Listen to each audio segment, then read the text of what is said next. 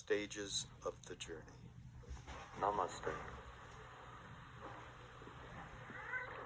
Welcome to an evening under the breast of the Divine Mother.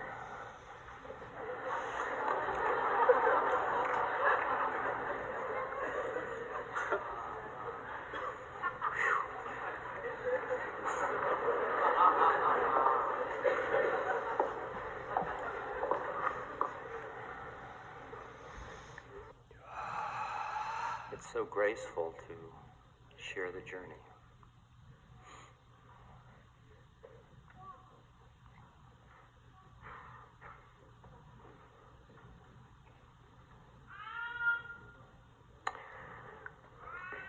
We've been on the journey a long time together now.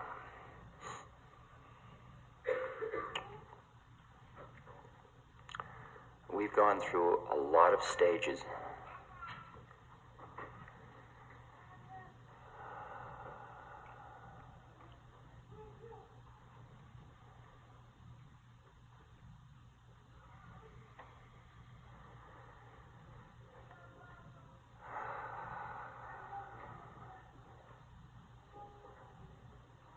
And just as in any journey, some people have dropped along the way, said, well, I think I've gone far enough for this round. Others have been waiting for us to catch up.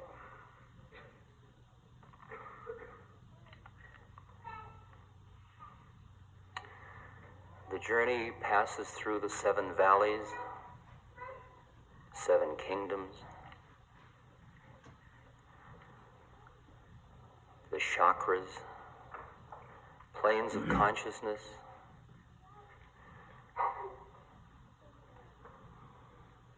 degrees of faith,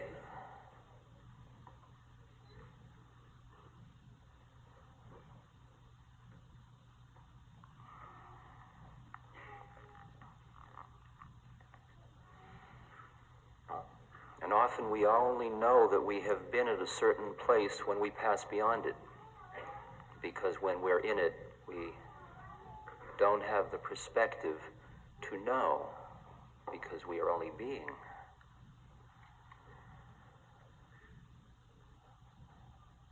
But as the journey progresses, less and less do you need to know.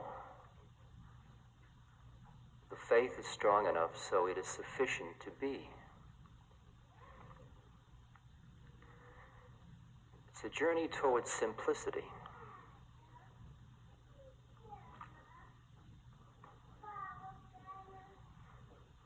It's a journey towards quietness.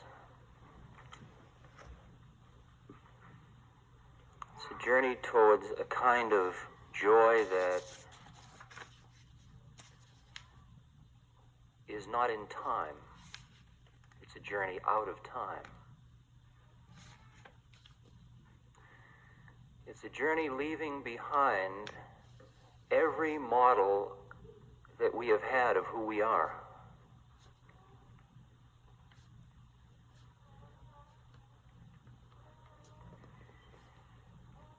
It's a journey that involves the transformation of our beings such that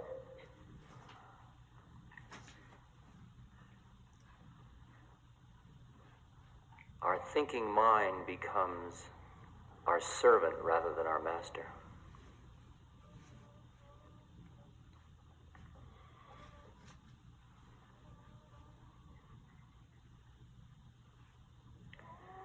It's a journey that's taken us from primary identification with our body through identification with our psyche, ultimately to an identification with our souls, and finally to an identification with God.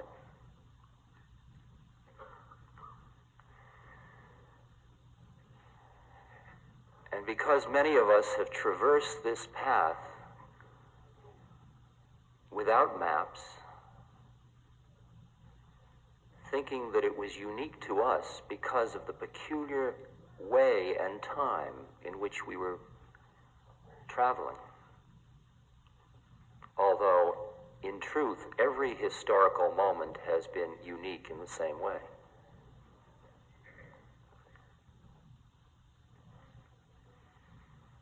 Often there has been a lot of confusion.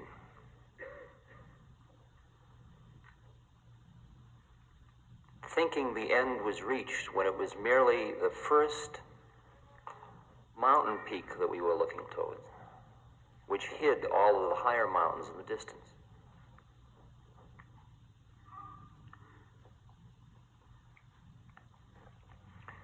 For many of us, we got so enamored of the experiences we have had along the way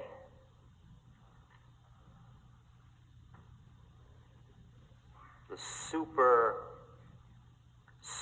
intense everything.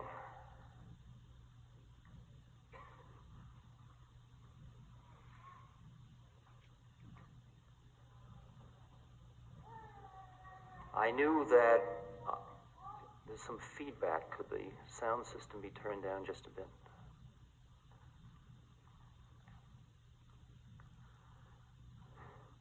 During the days of psychedelia, for me, there were experiences that were so intense that I couldn't imagine anything beyond them.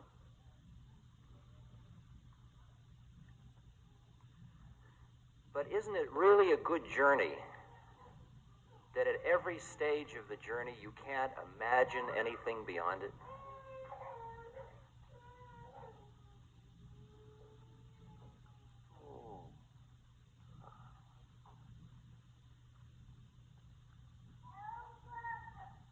So that every point you reach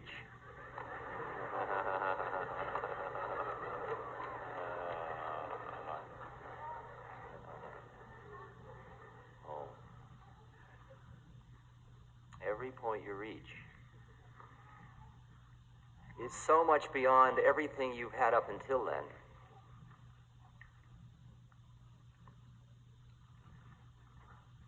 That your perception is full of it. You can't see anything else but the experience itself.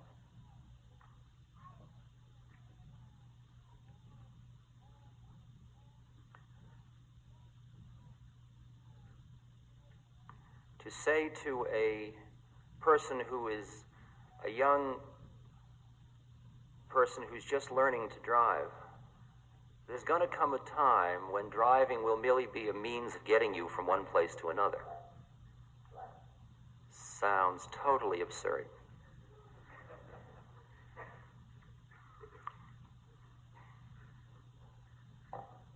Let alone saying to somebody entering puberty, there may come a time when this turns out to be another trip too. Got you, didn't I? What do you mean? It's going to be a heavy night, but that's all right.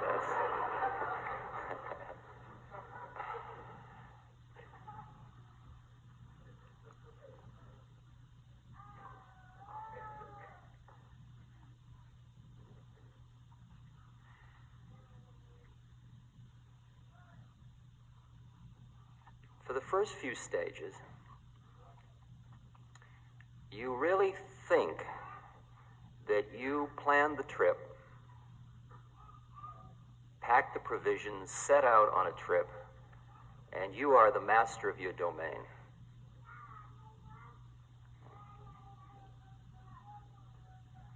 It's only after a few valleys and mountains and quite a way along that you begin to realize that there are silent guides, and that what has seemed random to you and chaotic might have a pattern.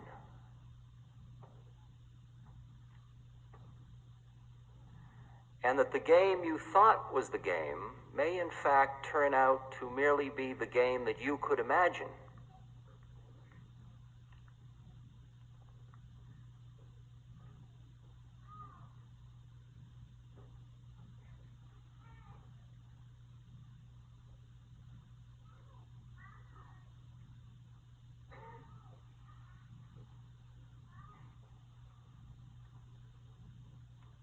It's very hard for a being who is totally attached and identified with her or his intellect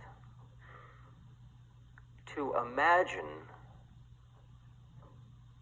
that the universe could be so perfectly designed that every act, every experience is perfectly in lawful harmony within the universe, including all of the paradoxes. Very hard.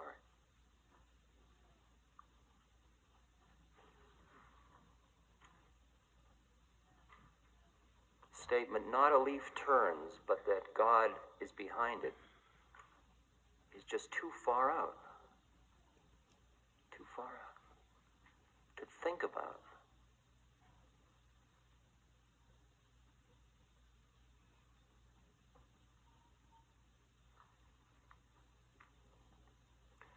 And where along the journey do we begin to recognize that the journey may be stretching out for a longer span than we thought it was going to stretch? See, we come out of our philosophical, materialistic framework in which we are totally identified with our bodies and the material plane of existence. And when you're dead, so get it while it's hot. And more is better, and now is best. Because you don't know when the curtain will come down and it will all be over. And best not to think about that curtain because it's too frightening.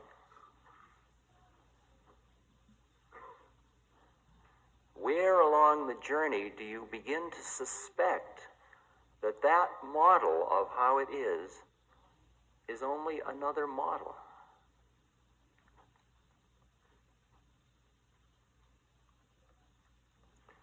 And that this lifetime is but another part of a long, long, long journey.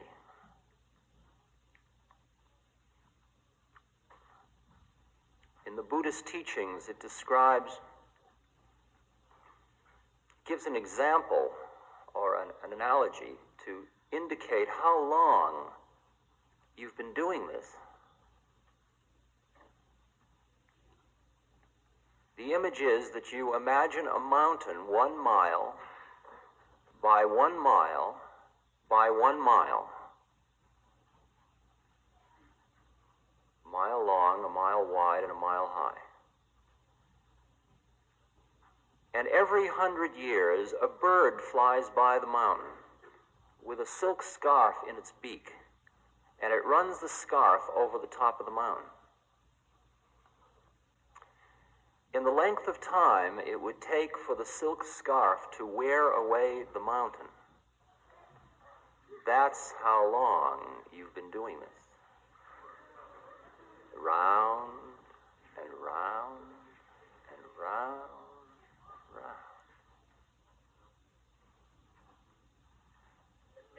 It puts a different time perspective on this one, doesn't it?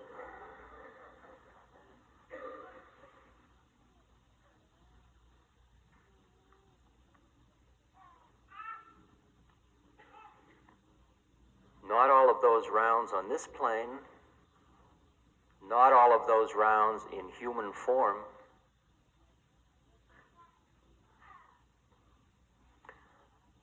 but all of those rounds as part of a journey that has direction.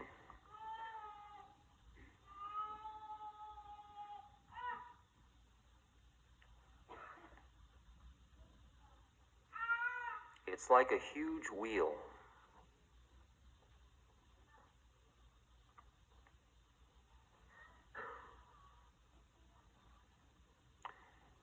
You started out in perfect harmony, in oneness. You didn't bother to think about it because you were it.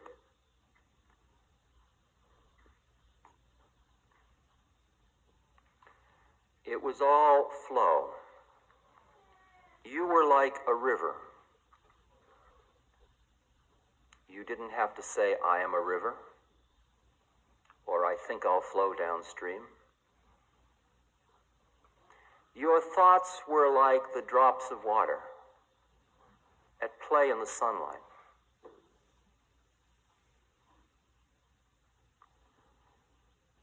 And there you were in the harmony of your oneness. And yet individual, but not separate.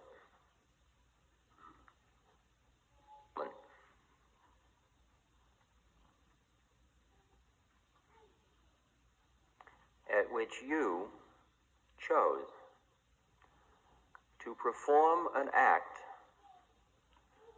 which created your separateness.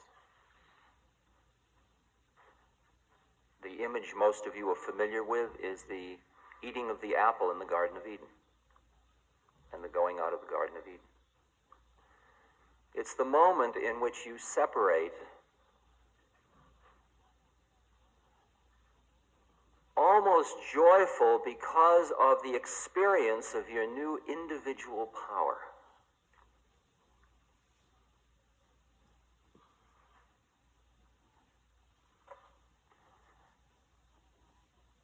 And that act starts a sequence of events of your separateness in which you experience increasing excitement and attachment to your separateness, to the point where you lose the memory that you were ever part of the one. And you weave through birth after birth, caught into your separateness, into your senses, into your thinking mind. And all of your fantasies and anticipations are, if I only had that, it would be perfect. If I can only control pollution, if I can only control paranoia, if I can only feed everybody, if I can only get a cabin in the woods, if I can only get my kids' teeth fixed, if I can only get that new Porsche, if I can only get educated and a good job, if I can only take care of my mother and father,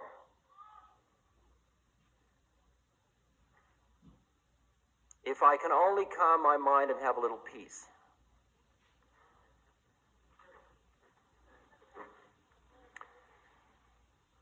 and each thing we pursue, sometimes for lifetimes, and each time we achieve something, like a sexual orgasm, there is a moment when we break out of our separateness and we remember. But because we don't have any model to explain what it is we remember, we come right back into our separateness and we say, far out, I just went out of my mind. That was great. And then as you go through these cycles, you get so deep in that when you go out of your mind, you panic. And you say, gee, wow, that's heavy. I don't want that. That's the New York Times article a month and a half ago, Mystic Experiences of the American Public. 2/5 of the American public have had genuine transcendent experiences, and of those 2/5, 85% said, I never want to have it again.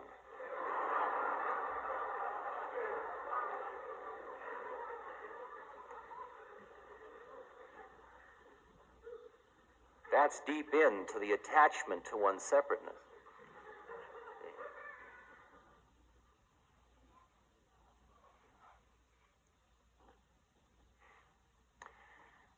And as these rounds go and go and go, you go deeper into your attachments, more anticipation, and then somewhere along the cycle for each individual, because it is a journey and each individual is on it, starts the despair.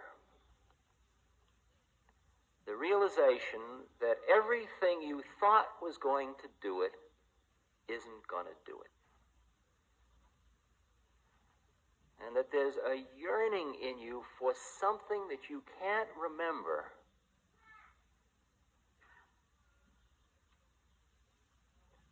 You don't even know that it's your past. You just know that each thing leaves you momentarily with a rush, but not fully fulfilled. And this was the point that Buddha made and Christ made in their each unique way. Christ saying, lay not up your treasures where moth and rust doth corrupt and where thieves break in. And Buddha saying, the attachment, the craving, the clinging to anything in time creates suffering.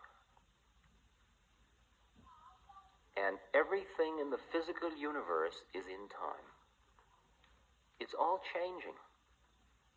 Time is change. What are you invested in? Your body? It's decaying at this very moment. Even the youngest of you are decaying right now, not just old bald people like me. I mean, you're decaying. Your body's just disintegrating right out from under you. What an investment. I mean, no investor worth his salt would suggest you invest in something that's going to decay like that. Can't even amateurize it. I mean, you're just stuck with it. It's a throwaway. See? It's a plastic cup.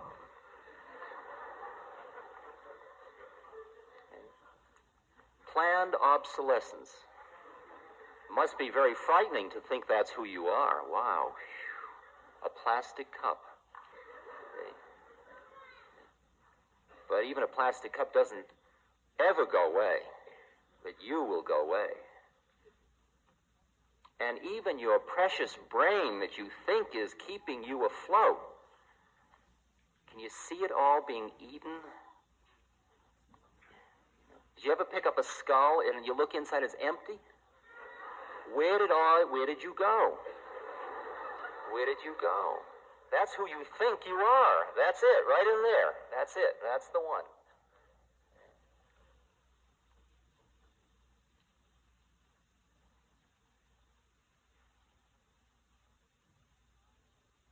And time and again, the only moment of despair you've had over and over again is at the moment of death, when suddenly, as it's all sliding away, you said, my God, this wasn't it. But you don't know what else to do, and so you cling and you go out clinging. I want to hold on, and don't worry, you'll get your chance again. As long as you want it, you'll get it. Interesting footnote that if you desire anything, you get it. And the horror is when you start to get everything you desired, when you no longer desire it, but you're still getting it. Like this for me. This serves me right, see? I'm learning not to want anything, I'll tell you. I'm sorry, I don't want. No. It's a mistake. Forget it. Strike it from the mind. I don't want it. See, the delay might be, say, 10 lifetimes. Then it gets down to about a few seconds. I mean, when you really get the powers, when you get so that you're creating out of substance, you just think something and it appears. Then you get, the place is so full of stuff at the beginning. I want an elephant, and I want a rhinoceros, and I want a...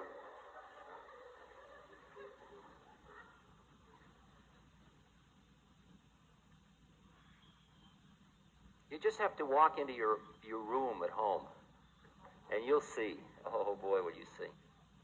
You'll see all your projections of all your desires all around you. You'll see how full your universe is with the stuff that your mind keeps creating. Some people have to keep moving out of rooms because they fill them with all this stuff, and they can't bear to part with their old thoughts. So they store them in boxes in garages. For later, in case I run out of thoughts later on. It's like cataloging slides and old tape recordings.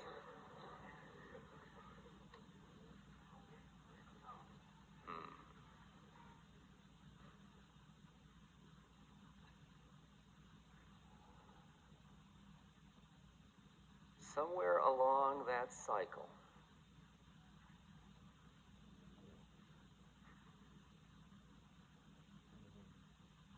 the realization comes that everything I can think of isn't going to do it. And everything I can experience isn't it. Because your mind thinks of things, and you and the thing are separate. And there's a little veil. The veil is like a trillionth of a second that exists between you and the thing you're thinking of. And when you sense something or collect an experience, there is the distinction between the experience and the experiencer. And that's a very thin veil, but it doesn't matter how thin it is, it's like steel. And it always separates you from where it's happening.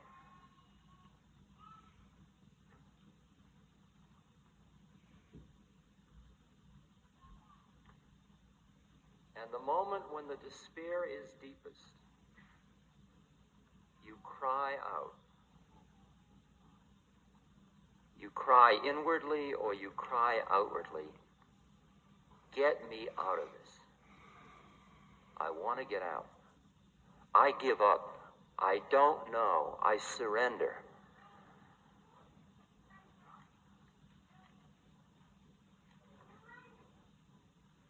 And at that moment, the veil separates just a little bit when the despair is genuine enough. I'm not talking about the wanting to want to give up.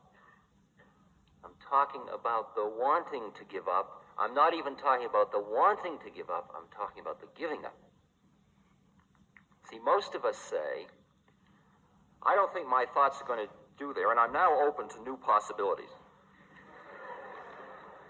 That isn't the one. I'll go to Ram Dass's lecture, but I'm going to sit and judge it. Forget it. Because the judge isn't going to change. In fact, the judge has designed the game so that the judge won't change. Because the judge says anything that doesn't fit in with the way I thought it was, I will reject. I have a category for that as it's weird, or it's occult, or it's far out, or it's you've got to keep an open mind, or it's whatever you want to call it. It's a way of putting it all somewhere else so it doesn't blow my scene up. That's what the judge's function is, so the scene doesn't get blown up.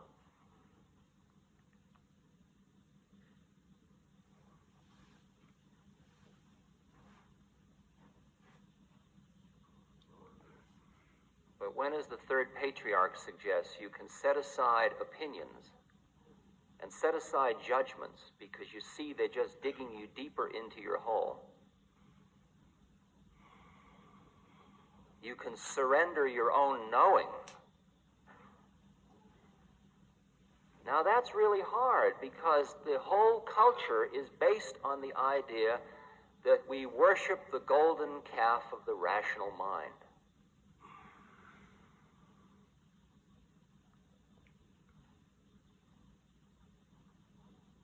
And things like other levels of knowing, like what we call intuition, has practically been a dirty word in the culture. It's sort of sloppy. It's not tight, logical, analytic, clean. You don't sit in scientific meetings and say, I intuit that. You say, out of inductive reasoning, I hypothesize that we will be able to disprove the null hypothesis with, that's saying the same thing, but you made believe that you're doing it analytically and logically. Some of you will recognize that game.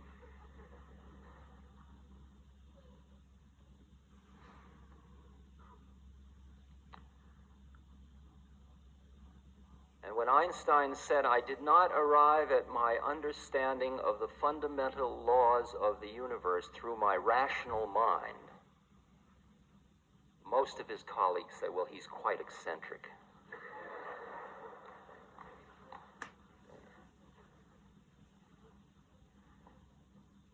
Because the rational mind has been the high priest of the society.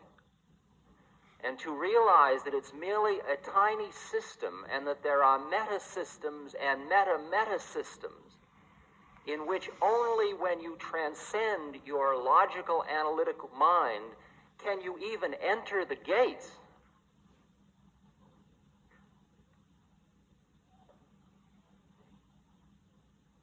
I remember as a social scientist, I studied what was studyable. What was studyable had nothing to do with what was happening to me, but it was what was studyable. The analogy is the drunk looking for the watch under the streetlight. And others come and help him look, and there's no watch under the streetlight. And finally they say, well, exactly where did you lose it? And he said, I lost it up in the alley. But there's a light here.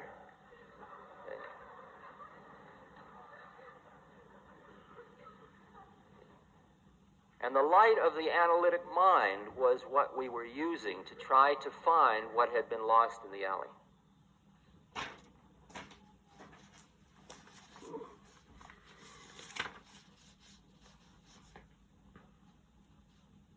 So what is despairing at that point in the evolutionary circuit is the despair with the greatest power that you thought you had, which is your cerebral cortex. See, a long time ago, you were enamored of your prehensile capabilities. The fact that the thumb and the index finger could do it and nobody else could do that, and that was pretty far out. You got a lot of power. That was nothing like when you could do this kind of anticipatory stuff and remembering and all this stuff with your cerebral cortex. And to think that wasn't the be-all, end-all, after all, it sends people to the moon. Isn't that the penultimate?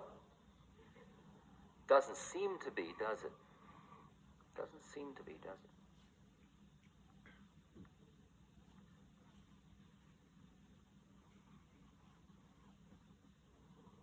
It's interesting that people were burned at the stake for suggesting that the anthropocentric view of the universe wasn't the final view.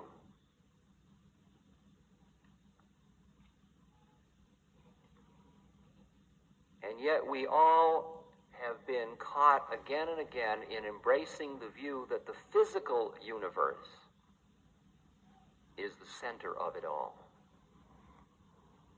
When in fact it turns out that the physical universe is but another one. Not even necessarily the most interesting one. Isn't that damaging to our egos?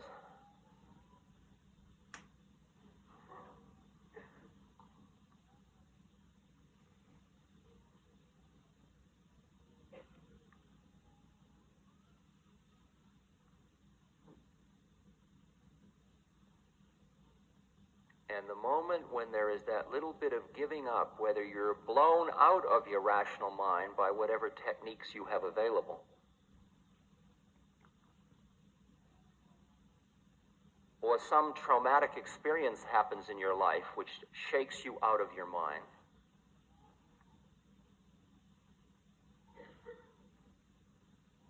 or or you've just lived long enough, you're an old enough being so that you've despaired of ever getting it the way you thought you were going to get it.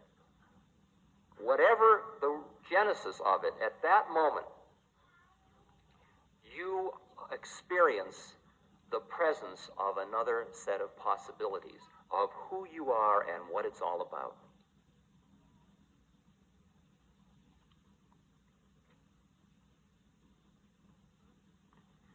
And it was that perfect, on the ceiling of the Sistine Chapel, where the hands of God and man are just touching. It's just at the moment when the despair is greatest, when you reach up,